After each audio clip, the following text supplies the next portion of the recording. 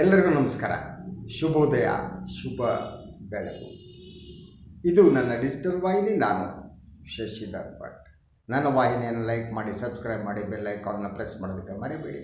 ಹಾಗೆಯೇ ಸಾಧ್ಯ ಆದರೆ ಸಹಾಯ ಮಾಡಿ. ಸ್ವತಂತ್ರ ಪತ್ರಿಕೋದ್ಯಮವನ್ನು ಉಳಿಸುವವರು, ಬೆಳೆಸುವವರು ತಾವು ನನಗೆ ಸಹಾಯ ಮಾಡ್ತಾ ಬಂದಿದ್ದೀರಿ, ನನ್ನ ಬೆನ್ನು ತಡುತ್ತಿದ್ದೀರಿ. ಇದಕ್ಕಾಗಿ ನಾನು ತಮಗೆ ಕೃತಜ್ಞನಾಗಿದ್ದೇನೆ.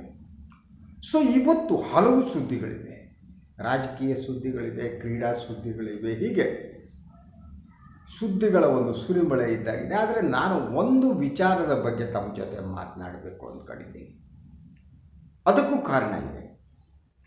ಅದು ರಾಜಕೀಯ ಪಕ್ಷಗಳ ದೇಣಿಗೆಗೆ ಸಂಬಂಧಪಟ್ಟ ಹಾಗೆ. ಈ ರಾಜಕೀಯ ಪಕ್ಷಗಳ ಈ ದೇಣಿಗೆ ಅನ್ನುವುದೇನಿದೆ, ಇದಕ್ಕೊಂದು ಸುದೀರ್ಘವಾದ ಇತಿಹಾಸ ಇದೆ.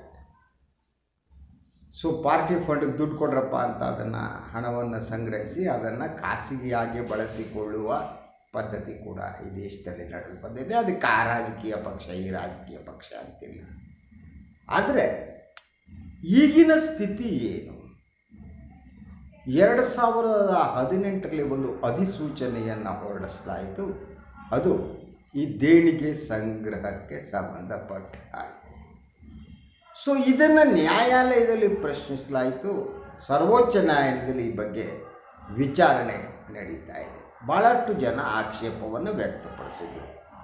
ಆಕ್ಷೇಪವನ್ನು ವ್ಯಕ್ತಪಡಿಸಿದ್ದು ಯಾಕೆ ಮತ್ತು ಯಾಕಾಗಿ? ಇದು ಬಹಳ ಮುಖ್ಯವಾದ ಪ್ರಶ್ನೆ. ರಾಜಕೀಯ ಪಕ್ಷಗಳಿಗೆ ತಾವು ಸಂಗ್ರಹಿಸುವ ದೇಣಿಗೆಯ ಉತ್ತರದಾಯಿತ್ವ ಅಥವಾ ಅಕೌಂಟಬಿಲಿಟಿ ಇರಬೇಕೋ ಬೇಡವೋ? ನಾನು ಎಷ್ಟು ಹಣವನ್ನು ಸಂಗ್ರಹಿಸಿದ್ದೇನೆ, ಯಾರಿಂದ ಸಂಗ್ರಹಿಸಿದ್ದೇನೆ, ಯಾಕಾಗಿ ವೆಚ್ಚ ಮಾಡ್ತೀನಿ, ಈ ವಿಚಾರವನ್ನು ಜನರಿಗೆ ತಿಳಿಸಬೇಕಾದ ಅನಿವಾರ್ಯ ಜವಾಬ್ದಾರಿ ಅನ್ನೋದೇನಿದೆ, ಅದು ರಾಜಕೀಯ ಪಕ್ಷಗಳಿಗೆ ಇರಬೇಕೋ ಬೇಡವೋ? ಈ ಪ್ರಶ್ನೆ ಇವತ್ತಿನ ದಿನ ಉದ್ಭವವಾಗಿದೆ. ಅದಕ್ಕೆ ಕಾರಣ ಕೂಡ ಇದೆ. ಈಗ ಸರ್ವೋಚ್ಚ ನ್ಯಾಯಾಲಯದಲ್ಲಿ ನಿನ್ನೆ ಅಟಾರ್ನಿ ಜನರಲ್ ಅವರು ನೀಡಿರುವ ಒಂದು ಹೇಳಿಕೆ ಏನಿದೆ, ಅದು ಬಹಳ ಮುಖ್ಯವಾದ ಹೇಳಿಕೆ ಅಂತ ನಾನು ಅಂದುಕೊಂಡಿದ್ದೇನೆ. ಅದು ಕೇಂದ್ರ ಸರ್ಕಾರದ ಮನಸ್ಥಿತಿಯನ್ನು ಅದು ಸ್ಪಷ್ಟಪಡಿಸುತ್ತೆ. ಏನು ಹೇಳಿದ್ದಾರೆ ನೋಡಿ, ಒಂದು ಪತ್ರಿಕೆಯ ಹೆಡ್ಲೈನ್ ಹೀಗಿದೆ: ಚುನಾವಣಾ ಬಾಂಡ್ ಹೇಳಿಕೆ ಸಲ್ಲಿಸಿರುವ ಕೇಂದ್ರ, ದೇಣಿಗೆ ಮೂಲ ಮಾಹಿತಿ ಪಡೆಯುವ ಹಕ್ಕು ಜನರಿಗಿಲ್ಲ. ಸೊ ಈ ಚುನಾವಣಾ ಬಾಂಡ್ ಪದ್ಧತಿ ಏನು ಈ ದೇಶದಲ್ಲಿ ಜಾರಿಗೆ ಬಂತು, ಆ ಹಣ ಎಲ್ಲಿಂದ ಬಂತು, ಯಾರಿಂದ ಬಂತು ಎಂದು ತಿಳಿದುಕೊಳ್ಳುವ ಹಕ್ಕು ಜನರಿಗಿಲ್ಲ. ಅದನ್ನು ನಾನು ಜನರಿಗೆ ಹೇಳಬೇಕಾಗಿಲ್ಲ ಅನ್ನುವ ಸ್ಟ್ಯಾಂಡ್ ಇದೆ, ಅದು ಕೇಂದ್ರ ಸರ್ಕಾರದ್ದು. ಅದನ್ನೇ ಅಟಾರ್ನಿ ಜನರಲ್ ಹೇಳಿದ್ದಾರೆ. ಸೊ ಪಾರದರ್ಶಕತೆ, ಚುನಾವಣಾ ಬಾಂಡ್ ಮೂಲಕ ಹಣ ಸಂಗ್ರಹಿಸುವುದರಲ್ಲಿ ಪಾರದರ್ಶಕತೆ ಇರಲೇಬೇಕು ಬೇಡವೋ? ಇದರಲ್ಲಿ ಮುಚ್ಚಿಟ್ಟುಕೊಳ್ಳುವುದು ಏನಿದೆ? ಕೇಂದ್ರ ಸರ್ಕಾರ ಯಾಕೆ ತಮಗೆ ಎಲ್ಲಿಂದ ಹಣ ಬಂತು ರಾಜಕೀಯ ಪಕ್ಷಗಳಿಗೆ ಅನ್ನೋದನ್ನು ತಿಳಿಯುವ ಹಕ್ಕು ಸಾಮಾನ್ಯ ಜನರಿಗಿಲ್ಲ ಅನ್ನುವ ವಾದವನ್ನು ಮಂಡಿಸ್ತಾ ಇದೆ. ಸೊ ಈ ವರದಿ ನೋಡಿ, ವರದಿ ಅಂಶಗಳು ಇವೆ. ರಾಜಕೀಯ ಪಕ್ಷಗಳಿಗೆ ದೇಣಿಗೆಯಾಗಿ ನೀಡುವ ಹಣದ ಮೂಲ ಕುರಿತು ಮಾಹಿತಿ ಪಡೆದುಕೊಳ್ಳುವ ಹಕ್ಕನ್ನು ಜನರು ಹೊಂದಿಲ್ಲ ಎಂದು ಕೇಂದ್ರ ಸರ್ಕಾರ ಸುಪ್ರೀಂ ಕೋರ್ಟ್ಗೆ ತಿಳಿಸಿದೆ. ಹಣದ ಮೂಲ ಎಲ್ಲಿಂದ ಜನರಿಗೆ ನಾವು ತಿಳಿಸಬೇಕಾಗಿಲ್ಲ ಅನ್ನುವ ಮಾತನ್ನು ಕೇಂದ್ರ ಸರ್ಕಾರ ನ್ಯಾಯಾಲಯದ ಮುಂದೆ ಹೇಳುತ್ತೆ. ಅಟಾರ್ನಿ ಜನರಲ್ ಆರ್ ವೆಂಕಟರಮಣಿ ಅವರು ಸುಪ್ರೀಂ ಕೋರ್ಟ್ಗೆ ಸಲ್ಲಿಸಿರುವ ಹೇಳಿಕೆಯಲ್ಲಿ ಈ ಮಾಹಿತಿ ನೀಡಿದ್ದಾರೆ. ಈ ಮೂಲಕ ಚುನಾವಣಾ ಬಾಂಡ್ ಯೋಜನೆಯನ್ನು ಸಮರ್ಥಿಸಿಕೊಂಡಿದ್ದಾರೆ. ರಾಜಕೀಯ ಪಕ್ಷಗಳಿಗೆ ನೀಡುವ ದೇಣಿಗೆಯು ಚೊಕ್ಕ ಹಣವಾಗಿದ್ದು, ಅಂದರೆ ಕ್ಲೀನ್ ಮನಿ ಅಂತ ಏನು ಹಣವನ್ನು ಕೊಡ್ತಾರೆ ದೇಣಿಗೆ ರೂಪದಲ್ಲಿ, ಅದು ಕ್ಲೀನ್ ಮನಿ ಅಂತ ಸರ್ಟಿಫಿಕೇಟ್ ಕೇಂದ್ರ ಸರ್ಕಾರ ಕೊಡುತ್ತೆ. ಸರಿ, ಇದು ಕ್ಲೀನ್ ಮನಿ ಆಗಿದ್ದರೆ ಆ ಹಣದ ಮೂಲವನ್ನು ಯಾಕೆ ಬಹಿರಂಗಪಡಿಸಿಕೊಡು? ಯೋಚನೆ ಮಾಡಿ, ಜನರ ಮುಂದೆ ಯಾಕೆ ಇಡಬಾರ್ದು? ಆ ಉತ್ತರದಾಯಿತ್ವ ರಾಜಕೀಯ ಪಕ್ಷಗಳಿಗೆ ಇಲ್ವಾ ಅನ್ನೋ ಪ್ರಶ್ನೆ. ನೋಡಿ, ಸಂವಿಧಾನದ 19(1)(a) ಅಡಿಯಲ್ಲಿ ಮಾಹಿತಿ ಪಡೆಯುವ ಹಕ್ಕನ್ನು ಜನರು ಹೊಂದಿಲ್ಲ. ಎಲ್ಲವನ್ನೂ ತಿಳಿದುಕೊಳ್ಳುವ ಅನಿರ್ಬಂಧಿತ ಹಕ್ಕು ಎಂಬುದು ಇರುವುದಿಲ್ಲ. ಜನ ಎಲ್ಲವನ್ನು ತಿಳ್ಕೋಬೇಕಾಗಿಲ್ಲ ಅಂದರೆ ಕೆಲವನ್ನು ನಾವು ಮುಚ್ಚಿಟ್ಟುಕೊಳ್ಳುತ್ತೇವೆ ಅಂತ ಅರ್ಥ ಅಲ್ವಾ. ಮುಚ್ಚಿಟ್ಟುಕೊಳ್ಳುವ ಹಕ್ಕಿದೆ, ಜನರ ಮುಂದೆ ಇಡುವ ಹಕ್ಕಿಲ್ಲ. ಯಾಕದು? ಈಗ ಕಳೆದ ವರ್ಷ ತೆಗೆದುಕೊಳ್ಳಿ, ರಾಜಕೀಯ ಪಕ್ಷಗಳಿಗೆ ದೇಣಿಗೆ ಎಷ್ಟೆಷ್ಟು ಬಂದಿದೆ ಎಂದು ವಿವರಗಳು ಪ್ರಕಟ ಆಗಿವೆ. ಭಾರತೀಯ ಜನತಾ ಪಕ್ಷಕ್ಕೆ 4,000 ಕೋಟಿಗೂ ಹೆಚ್ಚು ಹಣ ಬಂದಿದೆ. ಕಾಂಗ್ರೆಸ್ಗೆ 200 ಕೋಟಿ ಹಣನೂ ಬಂದಿಲ್ಲ, 200ರಿಂದ ಒಳಗಡೆ. ಸೊ ಈ 4,000 ಕೋಟಿ ಹಣ ಏನಿದೆ ಅದು ಯಾರಿಂದ ಬಂದಿದೆ ಎಂದು ತಿಳಿದುಕೊಳ್ಳುವ ಹಕ್ಕು ಜನರಿಗಿಲ್ಲ ಅನ್ನುವ ಮಾತನ್ನು ಕೇಂದ್ರ ಸರ್ಕಾರ ಹೇಳುತ್ತೆ. ಅಂದರೆ ಜನರು ತಿಳಿದುಕೊಳ್ಳುವ ಹಕ್ಕು ಅನಿರ್ಬಂಧಿತ ಹಕ್ಕಲ್ಲ ಅನ್ನುವ ವಾದವನ್ನು ಅಟಾರ್ನಿ ಜನರಲ್ ಮಂಡಿಸ್ತಾರೆ. ಯಾಕೆ ಜನರಿಗೆ ತಿಳಿದುಕೊಳ್ಳುವ ಹಕ್ಕಿಲ್ಲ?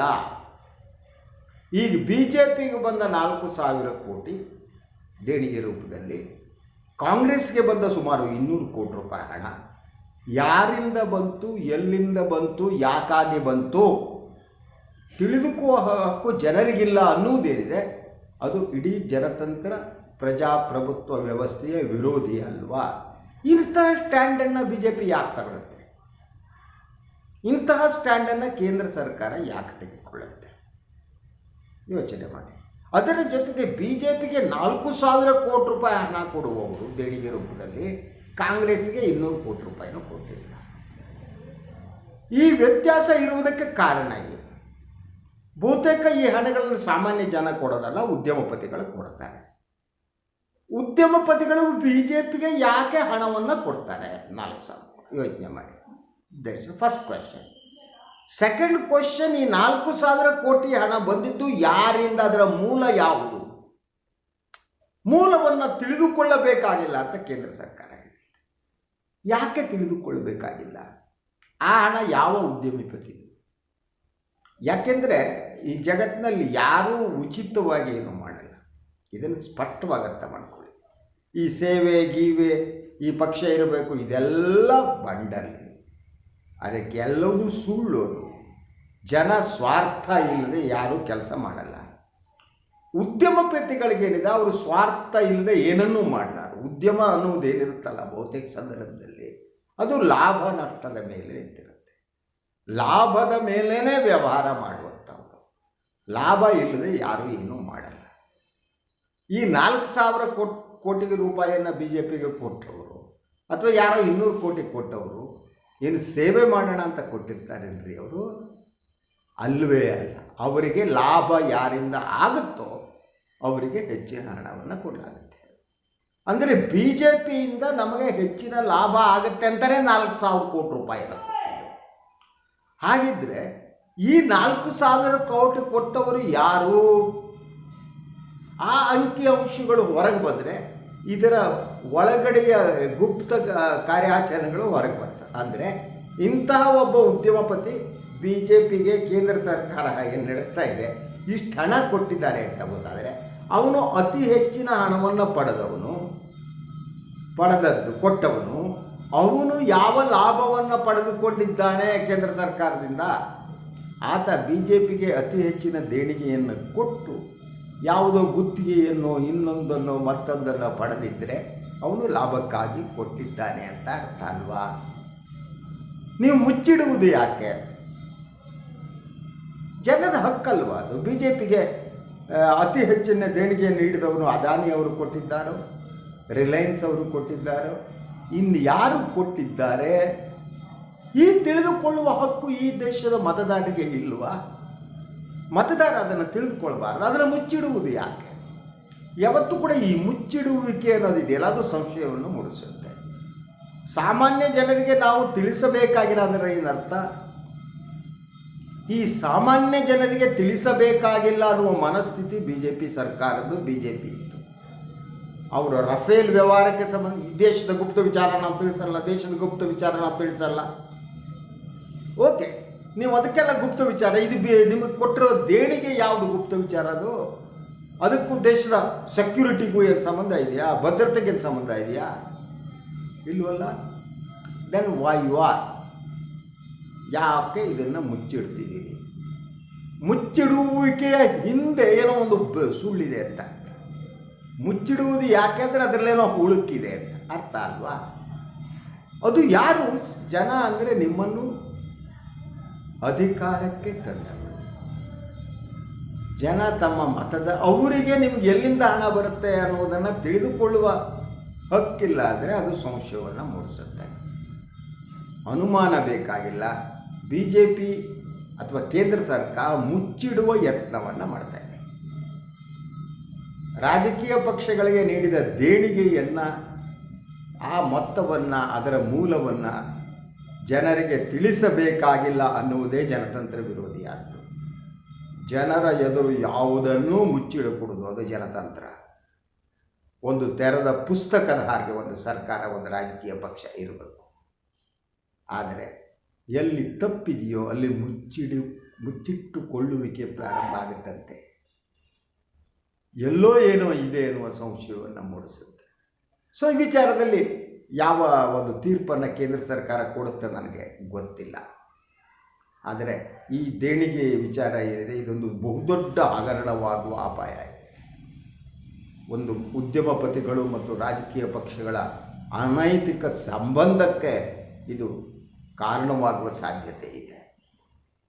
ಯಾವ ಪಕ್ಷ ಕೇಂದ್ರದಲ್ಲಿ ಅಧಿಕಾರ ನಡೆಸ್ತೋ, ಕಾಂಗ್ರೆಸ್ ಇರಲಿ BJP ಇರಲಿ, ಆ ರಾಜಕೀಯ ಪಕ್ಷಗಳಿಗೆ ಅತಿ ಹೆಚ್ಚಿನ ದೇಣಿಗೆಯನ್ನು ನೀಡಿ ಆ ಸರ್ಕಾರದಿಂದ ಲಾಭವನ್ನು ಪಡೆದುಕೊಳ್ಳುವುದು. ಹಾಗಿದ್ದರೆ BJPಗೆ 4,000 ಕೋಟಿ ಕೊಟ್ಟವರು ಯಾರು ಅನ್ನೋದು ಹೊರಗೆ ಬಿದ್ದರೆ ಅವರಿಗೆ ಈ ಸರ್ಕಾರದಿಂದ ಏನು ಲಾಭ ಆಗಿದೆ ಅನ್ನೋದು ಕೂಡ ಬಹಿರಂಗಗೊಳ್ಳುತ್ತೆ. ಅದು ಬಹಿರಂಗಗೊಳ್ಳಲೇಬೇಕು, ಅದು ಜನತಂತ್ರ. ನೋಡೋ ಸುಪ್ರೀಂ ಕೋರ್ಟ್ ಯಾವ ತೀರ್ಪು ನೀಡುತ್ತೆ, ಈಗ ವಿಚಾರಣೆ ನಡೀತಿದೆ ಅನ್ನೋದನ್ನು ನೋಡೋಣ. ಇದು ಇವತ್ತಿನ ಸುದ್ದಿ ವಿಶ್ಲೇಷಣೆ. ತಾವು ಇದನ್ನು ಲೈಕ್ ಮಾಡಿ, ಸಬ್ಸ್ಕ್ರೈಬ್ ಮಾಡಿ, ಬೆಲ್ ಐಕಾನ್ ಪ್ರೆಸ್ ಮಾಡೋದಕ್ಕೆ ಮರಿಬೇಡಿ. ಹಾಗೆ ಸಾಧ್ಯ ಆದರೆ ಸಹಾಯ ಮಾಡಿ. ನನ್ನ ಸ್ವತಂತ್ರ ಪತ್ರಿಕೋದ್ಯಮಕ್ಕೆ ತಮ್ಮ ಸಹಾಯದ ನೀರು ಬೇಕು, ಯಾಕೆಂದರೆ ಜೀವಂತವಾಗಿ ಇರೋದಕ್ಕಾಗಿ. ಇವತ್ತಿನ ದಿನ ಎಲ್ಲರಿಗೂ ಒಳ್ಳೆಯದಾಗಲಿ. ನಮಸ್ಕಾರ.